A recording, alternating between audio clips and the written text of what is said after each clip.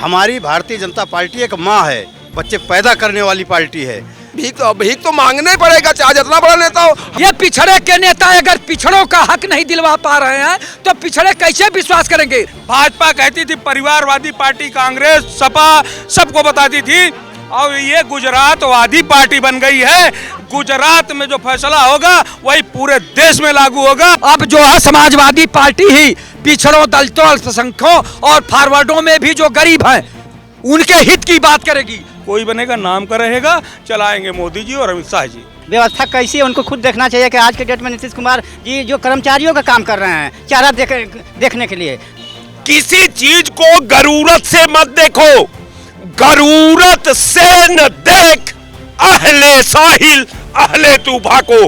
कभी भी ऐसा होता है कनौरा डूब जाता है। धरातल पर तो घोर भ्रष्टाचार है। ये भारतीय जनता पार्टी की सरकार भ्रष्टाचारियों की सरकार है, अपराधियों की सरकार है, और इससे जनता को कोई राहत नहीं मिल रही है। नमस्कार, स्वागत है आपका, देख रहे हैं आप सी न्यूज भारत। आपके साथ मैं हूं श्वेता तिवारी। हाल ही में बीजेपी ने अपने नए कार्यकारी अध्यक्ष के रूप में नितिन नवीन को चुना है, जो कि अब पार्टी की बागडोर संभालेंगे। देश में अगले वर्ष चुनावी माहौल अपने चरम पर होगा। पश्चिम बंगाल, तमिलनाडु, असम, उत्तर प्रदेश समेत कई राज्यों में चुनाव होने हैं। ऐसे में लखनऊ की जनता क्या सोचती है इस फैसले को लेकर, आइए जानते हैं इस खास रिपोर्ट में सहयोगी प्रखर शुक्ला के साथ। नमस्कार, इस समय हम मौजूद हैं लखनऊ में और मेरा नाम है प्रखर शुक्ला। नितिन नवीन जी को कार्यकारी अध्यक्ष बीजेपी बनाती है और इस विषय पे आज हम जानेंगे कुछ जो यहाँ पे पार्टी के कुछ कार्यकर्ताओं से, और जानेंगे कि वो इस फैसले को किस नज़र से देखती है। भाई साहब, आपका शुभ नाम? आचार्य रविंद्र योगी। किस नज़र से देखते हैं इस फैसले को? फैसले का फैसला स्वागत योग्य है, क्योंकि भारतीय जनता पार्टी में जो फैसला होता है सारे कार्यकर्ताओं के मनोदशा को देख करके, और पार्टी को कौन आगे पार्टी के विजन को कौन आगे बढ़ाएगा, और युवा हैं और अपार खुशी है पार्टी कार्यकर्ताओं में। जिसको भी यहाँ पे कोई इटबट नहीं, यहाँ पे जिस व्यक्ति को भी बागडोर संभाली गई उसके साथ पूरा भारतीय जनता पार्टी का कार्यकर्ता छोटे से बड़ा लग करके काम करेगा और सरकार बनाने का काम करेगा और भारतीय जनता पार्टी को मजबूत करने का काम करेगा।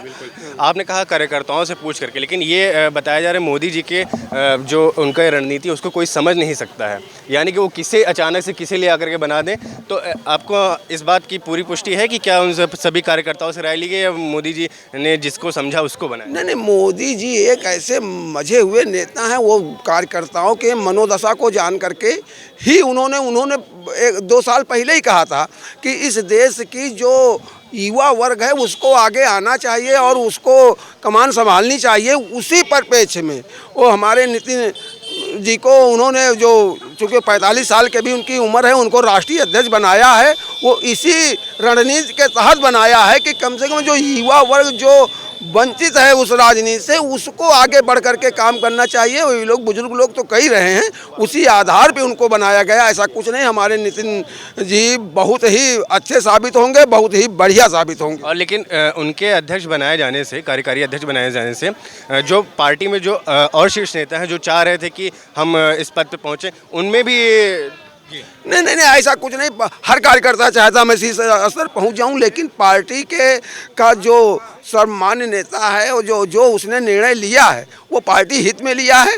पार्टी का किसी भी नेता का वो नहीं। हाँ, नाम तो कई चले हमारे उसमें कि ये अध्यक्ष हो सकते, वो अध्यक्ष हो सकते, लेकिन जो हुआ वो अच्छा हुआ, वो पार्टी हित में हुआ। पार्टी के समस्त कार्यकर्ता लग करके और 2027 का और 2026 का पश्चिम बंगाल में, और रही बात 2029 के चुनाव में सब डटेंगे और सब उनके साथ नवीन जी के निर्देशों को पालन करते हुए सारे छोटा बूथ से लेकर के राष्ट्रीय स्तर तक का कार्यकर्ता पार्टी को मजबूत करने का काम करेगा और पार्टी को बढ़ाने का काम करेगा। जो है कार्यकर्ताओं का जो है दिख गया, सपा का कार्यकर्ता जो है यही जो SIR में घर घर जा करके अपने लोगों का पूरा कर लिया। माननीय मुख्यमंत्री जी ने कहा कि हमारे कार्यकर्ताओं का वोट कट गया, इनका कार्यकर्ता खुश है। अरे 2024 में लोकसभा का चुनाव हुआ और केंद्रीय नेतृत्व आया जांच करने के लिए कि क्यों हुआ जो है, काहे हार गए, तो कहा भैया उत्तर प्रदेश में सबसे ज्यादा जो है उपेक्षित कार्यकर्ता है। और कार्यकर्ता की बात करते हैं, कार्यकर्ता चला जाए किसी अधिकारी के यहाँ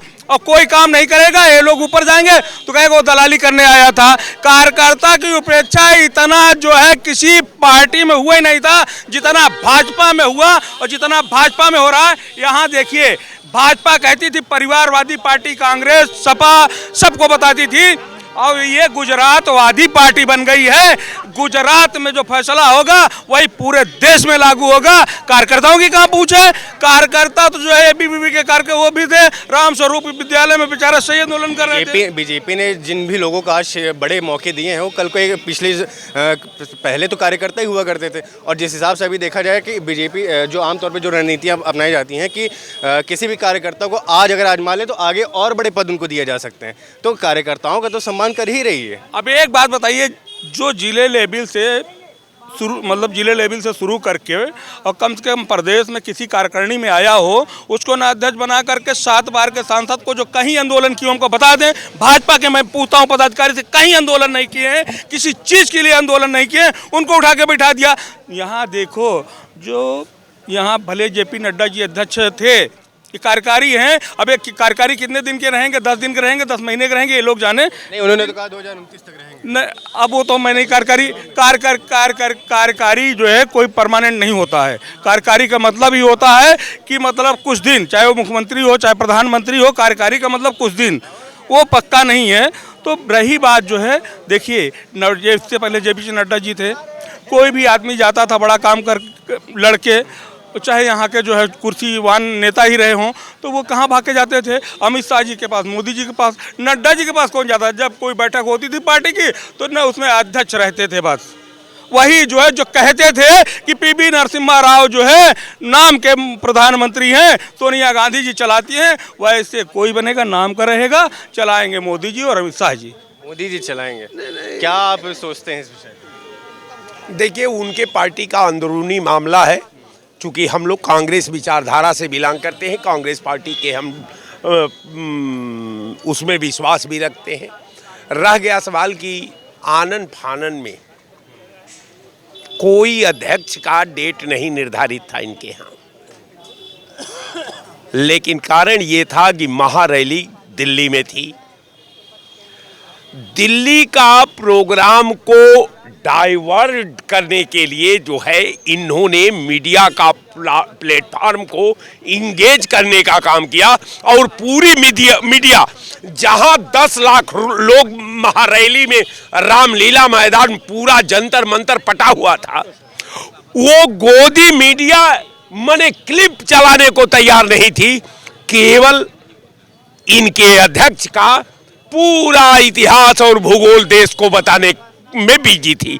अब कारण ये है कि देश के प्रति जो आंदोलन है उसको हाईजैक करने के लिए, महारैली को निष्प्रभावी करने के लिए, महारैली के खिलाफ साजिश करने के लिए, देश को गुमराह करने के लिए इन्होंने आनन फानन में लाया और अपने कार्यकारी अध्यक्ष को एक लाइन ओके करके पूरी गोदी मीडिया को लगा दिया कि गोदी मीडिया अब ये जान ले कि महारैली बने कुछ नहीं, केवल अध्यक्ष बने सब कुछ। ये प्रमाणित हो गया कि आप जो है, आपका जो मीडिया है, जो गोदी मीडिया है, जो निरंतर आपका गुणगान करती है, जो प्रधानमंत्री को बाथरूम तक दिखाती है, प्रधानमंत्री का ट्रैक सूट तक दिखाती है, प्रधानमंत्री का खांसी तक दिखाती है, ये मीडिया नंगी हो गई आपके अध्यक्ष।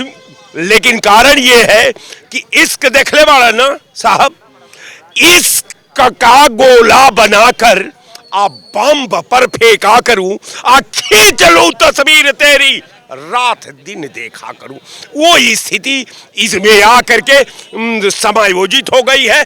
कारण ये है कि जब तुलसीदास लिख रहे हैं कि जिनको प्रभुदारुण दुख दिना आता की मत आगे हर लीना, ये परिवारवाद की बात करते, ये गुजरातवाद की बात नहीं करते। सड़कवाद की बात नहीं करते, उद्योगवाद की बात नहीं करते, बुलेट ट्रेन की बात नहीं करते, हवाई जहाजों का बात नहीं करते। ये बात करते हैं किसका? कासा। कासा जानते हैं किसको कहा जाता है? भीख मांगने वाला पात्र को। ये कासा में पूरा भारत की डेवलपमेंट को, भारत की नीतियों को, भारत के संविधान को, भारत के अवाम को, देश की एकता को, देश की अखंडता को, देश के संप्रभुता को समायोजित करके अपने परिभाषा को गढ़ देते हैं। ये इनकी उपलब्धि है। कहने का मेरा आपके चैनल पर साफ साफ मतलब है कि आप करिए, निश्चित तौर पर आप जान लीजिए। मैं आज आपका चैनल पर ये क्लिप को कहीं नोट करके रखिएगा। किसी चीज को गरूरत से मत देखो, गरूरत से न देख अहले साहिल अहले तूफा को। कभी भी ऐसा होता है कनौरा डूब जाता है। जय। मैं आपकी बात को, मैं भाई साहब बहुत बढ़िया कहे हम, सुनिए मैं आपकी बात को, हाँ हम तो लोग भीख मांगते हैं, हम जनता से भीख मांगते हैं वोट की, बिल्कुल। जनता हमारी जनार्दन, जनता राजा, जनता से भीख मांगेंगे, जनता के सामने अपनी बात को रखेंगे। जब तुम लोगों ने, जब कांग्रेस की समर्पित तमिलनाडु में वहाँ पे एक दिया जलाने नहीं दिया, महाअभियोग उनके साथ तुम लेकर के आए हो एक जस्टिस के सामने, और वहाँ पर तुम सिर्फ तुष्टीकरण की राजनीति करोगे। तो हम तो अपने सनातन समाज से, हिंदू समाज और भारत के रहने वालों से भीख तो मांगना ही पड़ेगा, चाहे जितना बड़ा नेता हो। हम भीख तो मांगते हैं जनता से कि हमको भीख में वोट दे। और फिलहाल नहीं, एक मिनट कह रहे गोदी मीडिया, जिसकी खाई उसकी दुहाई। कितना विज्ञापन आप दे सकते हैं? भाजपा तो बहुत विज्ञापन दे देगी। रही बात मीडिया की, तो कोरोना में झोला छाप डॉक्टर अभी इस अनिश्चितकालीन में जो है ये अपने छोटे मीडिया वाले बिल्कुल ये निष्पक्ष काम कर रहे हैं। अब ऐसे कैसे दे रहे हैं? नहीं, ये लोग गोदी मीडिया में नहीं आते। देखिए मुद्दा अभी ये है कि 27 में भी 27 को चुनाव लगा हुआ है। तो 27 के चुनाव में जो अभी पंकज चौधरी को भी बनाया गया। बीजेपी चुनाव के ठीक पहले ही अपने अध्यक्ष की कमान को मतलब किसी और अलग अलग हाथों में सौंप रही है। क्या लग रहा है, क्या रणनीति हो सकती है इसके पीछे के? क्या इनके दिमाग में चल रहा है इस समय? क्योंकि अभी खड़गे जी, अभी और कोई पार्टी अध्यक्ष, अभी कोई पार्टी अपने अध्यक्षों को नहीं बदल रही है। खड़गे जी भी बने हुए हैं। क्या चल रहा है इनके दिमाग में, क्या लगता है आपको? भारतीय जनता पार्टी चिकित्सा, शिक्षा, स्वास्थ्य, रोजगार, महंगाई, बेरोजगारी से ध्यान हटाने के लिए तरह तरह के हथकंडे अपनाती है। अभी उत्तर प्रदेश में आदरणीय पंकज चौधरी जी को प्रदेश अध्यक्ष बनाया गया। भाजपा वाले चिल्लाने लगे कि पीडीए का बना दिया, पीडीए का समाजवादी पार्टी का मामला गड़बड़ हो जाएगा, लेकिन ऐसा नहीं है। पीडीए के लोग और दलित समाज, आदिवासी समाज सब जान रहा है कि आदरणीय पंकज चौधरी अच्छे सांसद हो सकते हैं, ईमानदार हैं, मानते हैं, सद्भाव वाले हैं, ये भी मानते हैं। लेकिन वोट दलित समाज, पिछड़ा समाज नहीं करेगा भारतीय जनता पार्टी को, इसलिए कि वहाँ स्वतंत्र देव सिंह जी पिछड़े के हैं, आदरणीय केशव प्रसाद मौर्य जी भी हैं, ओम प्रकाश राजभर जी हैं, दारा सिंह चौहान जी भी हैं और डॉक्टर संजय निषाद जी हैं। लेकिन पिछड़ों और दलितों का हक 69,000 शिक्षक भर्ती में माननीय मुख्यमंत्री योगी आदित्यनाथ जी, संत महंत मुख्यमंत्री के शासन काल में लूट लिया गया। तो कैसे हम विश्वास करें? इधर भारतीय जनता पार्टी के लोग कैसे गुमराह करते? सबका साथ, सबका विकास, सबका विश्वास।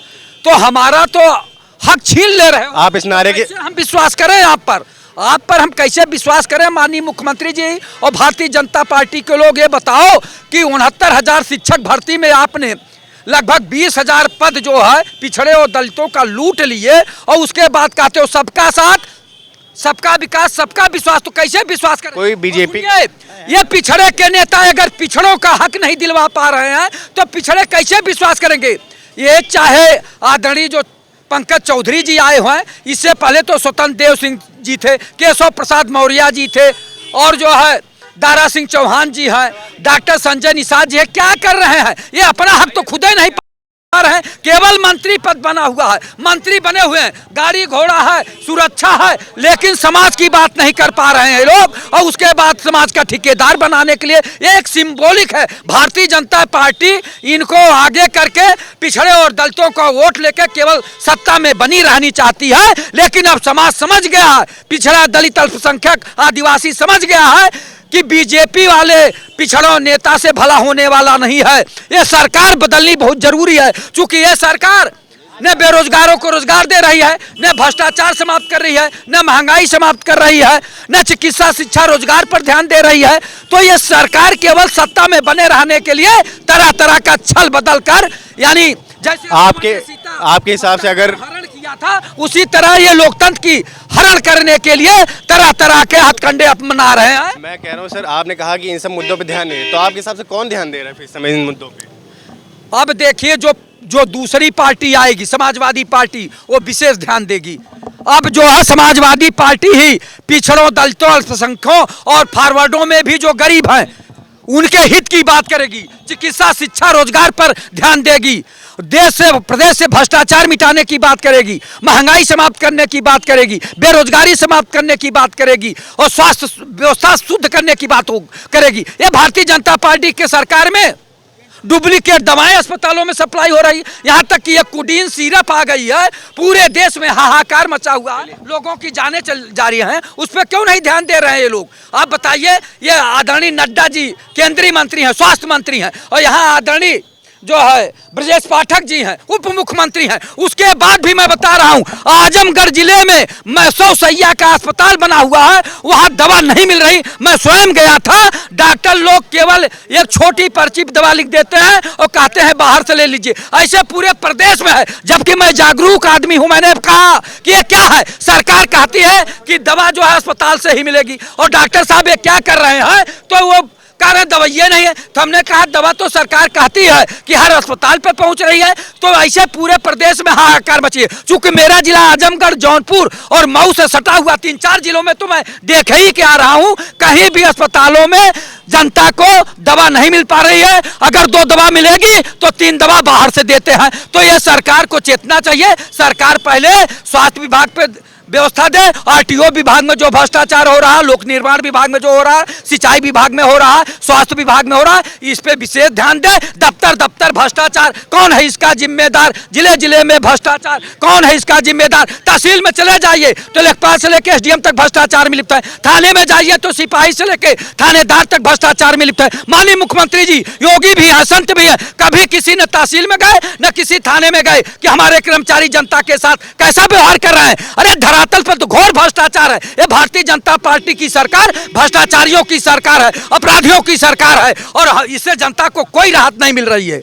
चलिए, फिलहाल हम इस समय राष्ट्रीय अध्यक्ष के इस समय के चुनाव के ऊपर हम जो है, जो उनको नियुक्त किया गया, हम इस पर बात करने जा रहे हैं। और भी मुद्दों पे बात हो रही है। आपको क्या लगता है कि आरएसएस का कितना बड़ा रोल है इसको इनको चुनाव मतलब कार्यकारी अध्यक्ष बनाने में? देखिए, अब तो जो बताए हैं आपकी क्या है, वो तो पहले से भी रहे हैं, अपना संगठन चलाते हैं और सरकार भी चलाते हैं। व्यवस्था कैसी है उनको खुद देखना चाहिए कि आज के डेट में नीतीश कुमार जी जो कर्मचारियों का काम कर रहे हैं चारा देखने के लिए, तो ये लोग भर्ती खुद नहीं निकाल रहे हैं, अपने कर रहे हैं कि सरकारी, भारत सरकार की नौकरी, प्रदेश सरकार की नौकरी, चाहे बिहार के चाहे उत्तर प्रदेश की है, यही तो हाल है हमारे देश की। अभी लोकतंत्र में भी भर्तियाँ नहीं कर रहे हैं, ये अपने सब कुछ काम करने के लिए तैयार हैं। क्या कह रहे हैं कि अपने काम सब, मतलब अपने काम ही सब हाँ, जैसे सत्ता पे बैठ के ये काम राजा भी है, और लोकतंत्र में के हिसाब से ये नौकरी जो निकलती है उसको कभी भी काम कर रहे हैं और भर्ती भी नहीं निकाल रहे हैं। जैसे भर्तियाँ होती तो महिला एक रहती तो कम से कम काम तो देखती कि जो जरूरत पड़ती तो महिला को अपना चारा हटाती या कैमरा में खींचा जाता, देश में जाता। लेकिन जिस हिसाब से इनकी जीत हो रही है हर राज्यों में, अभी भी 13 राज्यों में इनकी खुद की सरकार है, 20 राज्यों में एनडीए के साथ मतलब सरकार है, एनडीए समर्थन। क्या आपको लग रहा है कि आपके आरोप अगर ऐसे हैं तो किस तरीके से वो वहाँ पे जीत पा रही है? देखिए, आरोप समझ रहे हैं, उर्दू के समय में यह देश गुलाम हुआ था, अंग्रेजी जो था उस समय गुलाम हुआ था, आज टेक्निकल से गुलाम हो रहा है। आपकी डिग्री यही ऑफिस में जमा होगा, हर जिले में देश में जमा होगा, वो मंगाते नहीं विधानसभा सचिवालय से, ठीक है, और वह डिग्री कितने समय में बेकार हो जाएगी। बाद में 5-5 साल की सेना की भर्ती लिए अग्नि वाला, तो यही तो देश की दशा है कि निजीकरण करना है, बेचना है, कर्ज लियाना है। तो हम तो चले गए कि आपका नेट बंद हो जाएगा, चलेगा ही नहीं, आपका सब पैसा लॉस हो जाए या खराब हो जाए, आप सुन हो जाएंगे। क्या उम्मीदें लगाई जा रही नितिन नवीन जी से? नितिन नवीन जी जो है भारतीय जनता पार्टी राष्ट्र हित की पार्टी है। राष्ट्र से कार्यकर्ता को उठा करके कहाँ से कहाँ पहुँचा देगी, ये भारतीय जनता पार्टी ही कर सकती है। बाकी अन्य पार्टियाँ जो है परिवारवादी पार्टियाँ हैं। राहुल गांधी अपने परिवार से राष्ट्रीय अध्यक्ष बनाएंगे या अपने परिवार से नहीं बनाएंगे तो जो उनका पीछे लगने वाला होगा उसको बनाएंगे। सपा को भी कहा जाए तो अपने परिवार अब से। भारतीय जनता पार्टी के बाद आ जाइए बसपा, तो बसपा अपने परिवार से ही बनाएगी। आ जाइए जो है आप सपा में, सपा अपने परिवार से ही बनाएगी। भारतीय जनता पार्टी का कार्यकर्ता ये आज अगर भारतीय जनता पार्टी में है तो कल राष्ट्रीय अध्यक्ष बन सकता है, प्रधानमंत्री बन सकता है, मुख्यमंत्री बन सकता है। कितने कार्यकर्ता बने अभी तक राष्ट्रीय अध्यक्ष? राष्ट्रीय अध्यक्ष जो है सभी कार्यकर्ता ही बने हैं, जमीन से आए और सीधे। कौन कौन से मैं नाम जानना चाहता हूँ? जेपी नड्डा जी कार्यकर्ता थे, नितिन गडकरी जी थे, माननीय राजनाथ सिंह जी थे, कलराज मिश्र जी थे। एक का गिनाए बहुत से हैं। और अभी देख लीजिएगा सांसद हमारे 7 बार के थे, उठा के प्रदेश अध्यक्ष जी बना दिए गए। तो जो यहाँ कार्य करेगा वो जो है उठा के तुरंत जो है नेता बन जाएगा। हमारी भारतीय जनता पार्टी एक माँ है, बच्चे पैदा करने वाली पार्टी है, समझ गए। और पार्टियां हैं ये जो है बपौती हैं उनकी, सीधे जो है क्या करेंगी, उठा के अपने परिवार से लाएंगी। ये मेरे जो है काका हैं, इनको राष्ट्रीय अध्यक्ष बना दो, उपाध्यक्ष बना दो, राष्ट्रीय महासचिव बना दो। समाजवादी पार्टी को देखिएगा आप, बसपा को देखिएगा। फिलहाल अभी तो कांग्रेस के तो खड़गे जी हैं। खड़गे जी जो है उनके पिछलग्गू हैं, वो कुछ बोल नहीं सकते हैं, जो कहेंगे वही बोलेंगे। अभी तक राष्ट्रीय अध्यक्ष ढूंढ नहीं पा रहे हैं। भाई अगर ढूंढना है ढूंढ ले। वो राहुल को बना रहे हैं या प्रियंका को बढ़ा रहे हैं या सोनिया को बनाए। राहुल प्रियंका को बनाने में क्या दिक्कत है? अरे जब परिवारवादी है दिक्कत क्या रही है? जब चौथी मीडिया को भारत एक परिवार अगर योग्य उम्मीदवार है तो परिवार से अगर यही हो, चौथा स्तंभ भारत का मीडिया उनको गाली दे रहे हैं। अभी भाई साहब एक डिबेट कर रहे थे और कह रहे थे कि मीडिया मोदी मीडिया है। अरे मीडिया किसी की होती है? मीडिया निष्पक्ष होती है और मीडिया सही दिखाती है, सही आवाज़ देती है। उसको भी जो है अब नहीं छोड़ रहे हैं, तो क्या बताया जाए भारत का क्या होने वाला है। अगर कांग्रेस में यही होता तो पीवी नरसिम्हा राव कैसे जो है बन गए होते प्रधानमंत्री, मनमोहन सिंह कैसे बन गए होते, खुद ना बन जाते। अगर परिवारवाद रहता तो उन्होंने तो बना दिया था प्रधानमंत्री। हैं कहाँ गए, पूछिए उनसे। क्या कहना चाहेंगे आप इसमें? हो चुका है पूरा। देखिए अभी तक बड़े बड़े कयास लगाए जा रहे थे कि इनको राष्ट्रीय अध्यक्ष बनाया जा सकता है, उनको बनाया जा सकता है, ठीक है। तो भाजपा एक ऐसी पार्टी है, तुम कितना कयास लगा लो कि कहाँ कौन मुख्यमंत्री बनेगा, कहाँ क्या होगा, एकदम से नीचे से उठा के, ठीक है, नितिन जी को राष्ट्रीय अध्यक्ष बनाया। आश्चर्य की बात, मतलब उन्हें खुद भी नहीं पता था कि वो राष्ट्रीय अध्यक्ष बने। हाँ हाँ हाँ, तो ऐसा ही होता है। अब जैसे मध्य प्रदेश में मुख्यमंत्री बनना था, पीछे बैठे थे यादव जी महाराज, ठीक है, ये कहा कि आप आइए शपथ लीजिए, कहा है ऐसी बात। तो कहने का मतलब है कि आप पार्टी से जुड़ के तो देखिए। आम कार्यकर्ता, छोटे से छोटा कार्यकर्ता, सबसे पहले हमारे नरेंद्र मोदी जी थे जो संगठन का ये काम करते थे, सबसे नीचे पावदान पे थे। मैंने तो एकाध शपथ ग्रहण में उनको दरी पे बैठे देखा, ठीक है। आपने स्वयं देखा? बिल्कुल देखा। कब मैंने फोटो में देखा। फोटो में? हाँ, बहुत बार के आडवाणी जी अपना कहीं शपथ ले रहे हैं और या कोई अपना मंच पे बोल रहे हैं, सामने बैठे हुए हैं। तो ऐसे कार्यकर्ताओं को भाजपा कहाँ से कहाँ ले जाती है, ठीक है। लेकिन होता क्या है कि बहुत से ऐसे कार्यकर्ता लोग, एक तो हार की हताशाएं ऐसी होती हैं ना कि आदमी हर साल इलेक्शन होता है, कहते हैं यहाँ भी जीतेंगे वहाँ भी जीतेंगे, फिर हार जाते हैं। तो हार की हताशाएं इतनी हैं कि अभी एक साहब ऐसा प्रपंच अपना कर रहे थे जैसे उनके समय में कि रामराज चल रहा था, सब कुछ बड़ा बढ़िया चल रहा था। 2 CMO आत्महत्या अपना कर ले रहे थे या उनकी हत्याएं करा दी जा रही थी, ठीक है। और दवाइयों का ऐसा भ्रष्टाचार था, ठीक है। लेकिन ज्ञान देने वाले लोग कि पूर्ववर्ती सरकार बड़ी अच्छी चल रही थी, ठीक है। तो कहने का मतलब है कि आपके हिसाब से किस राष्ट्रीय अध्यक्ष का कार्यकाल सबसे अच्छा रहा है इस समय? अरे भाजपा के तो हर अध्यक्ष का कार्यकाल अच्छा होता है, जितने भी अध्यक्ष आए, ठीक है, सबका।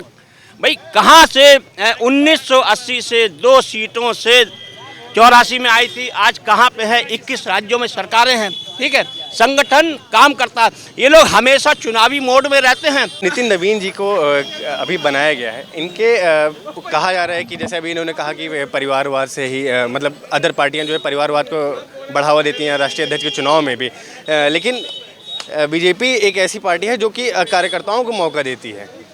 यहाँ पे 2026 में भी अभी चुनाव होने हैं, असम के हैं, तमिलनाडु के हैं और ये पश्चिम बंगाल का भी लगा, 27 में भी चुनाव है।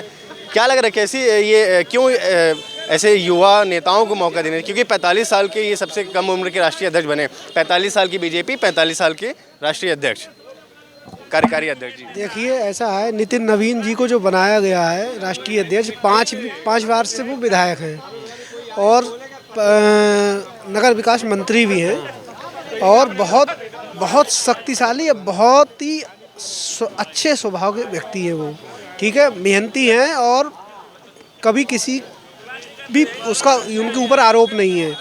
और बीजेपी नहीं, मोदी सारी, ये तो पूरे मोदी जी हमारे जो प्रधानमंत्री जी हैं, ऐसा नहीं कि उन्होंने ही डिक्लेयर किया है, संगठन में और भी लोग हैं, संगठन के और भी लोग हैं, पार्टी के भी लोग हैं, सबकी राय सहमति के तब ये चुने गए हैं और अभी राष्ट्रीय कार्यकारिणी अध्यक्ष हुए हैं।